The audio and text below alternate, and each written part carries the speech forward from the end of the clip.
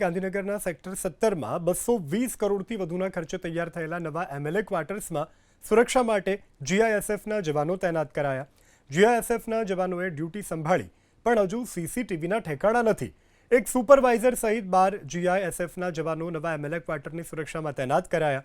9 જવાનોને round the ક્લોકની duty, જ્યારે 3 general ડ્યુટીમાં રહેશે.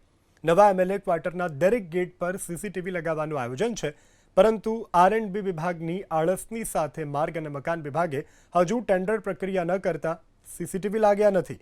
વિધાનસભાનું બજેટ સત્ર પૂરું થવામાં છે, છતાં હજુ સુધી એમએલએ ક્વાર્ટરમાં નથી લાગ્યા સીસીટીવી. ગુજરાતના ધારાસભ્યો માટે નવા આવાસ બનાવવામાં આવ્યા છે, નવા એમએલએ ક્વાર્ટર, અને નવા એમએલએ ક્વાર્ટરની સુરક્ષા જીઆઈએસએફના જવાનોને સોંપવામાં આવી છે. દ્રશ્યની અંદર આપ જુઓ છો એ મુજબ આ નવા સદસ્ય નિવાસ સંકુલ છે અને તેના 3 ગેટ છે. એ ત્રણેય ગેટ ઉપર જીઆઈએસએફના જવાનો એ સુરક્ષાની અંદર જોડાયા છે. એક સુપરવાઇઝર સહિત 12 જવાનોની ડ્યુટી અહીંયા મૂકવામાં આવી છે. 9 જવાનો એ 8-8 કલાકમાં 24 કલાક અહીંયા ડ્યુટી આપે છે, જ્યારે 3 જવાનોની અહીંયા જનરલ ડ્યુટી રાખવામાં આવી છે.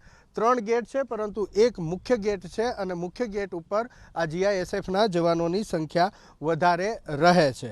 જીઆઈએસએફના જવાનો ઉપરાંત સીસીટીવી લગાવવાની વાત પણ કરવામાં આવી હતી, જો કે હજુ સુધી સીસીટીવી કેમેરા લાગ્યા નથી. પાછળનું કારણ જે જાણવા મળ્યું છે એ કારણ માર્ગ અને મકાન વિભાગ દ્વારા સીસીટીવી લગાવવા માટેની ટેન્ડર પ્રક્રિયા હજી શરૂ નથી થઈ. એના કારણે હજુ સીસીટીવી જે લગાવવામાં નથી આવ્યા. જે મુખ્ય ગેટ છે ત્યાં લગાવવાના છે, પરંતુ ચોક્કસથી જ્યારથી ધારાસભ્યો અહીંયા રહેવા આવ્યા ત્યારથી જીઆઈએસએફના આ 12 જવાનોએ ડ્યુટી સંભાળી લીધી છે અને એમએલએ ક્વાર્ટરની આ સુરક્ષા એ જીઆઈએસએફના જવાનોને સોંપવામાં આવી છે.